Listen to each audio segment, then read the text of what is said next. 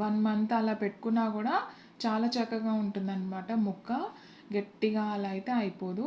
ఇప్పుడు నేను చూపిస్తున్న ఈ కలర్ వరకు వచ్చే వరకైతే బాగా ఫ్రై చేసుకోవాలండి. ఇది నేను ఒకేసారి వేసేసుకొని ఫ్రై చేసుకున్నాను. బికాజ్ కడాయి కొంచెం పెద్దగా ఉందనేసి. సో, ఈ ముక్కలైతే కరెక్ట్‌గా వేగిపోయాయి గదా!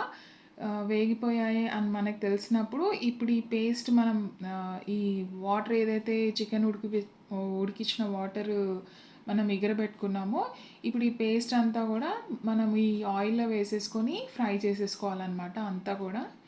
కొంచెం కూడా వేస్ట్ చేయకండి. మొత్తం అయితే వేసేసి ఫ్రై చేసేసేయండి. ఇప్పుడు ఇందులో మనము అది కొంచెం పేస్ట్ వేగాక ఒక 2 స్పూన్స్ అల్లం వెల్లుల్లి పేస్ట్. సో, మొత్తం అయితే 3 స్పూన్స్ వేసామండి 1 కిలో చికెన్ పచ్చడికి. ఈ అల్లం వెల్లుల్లి పేస్ట్ పచ్చివాసన పోయే వరకు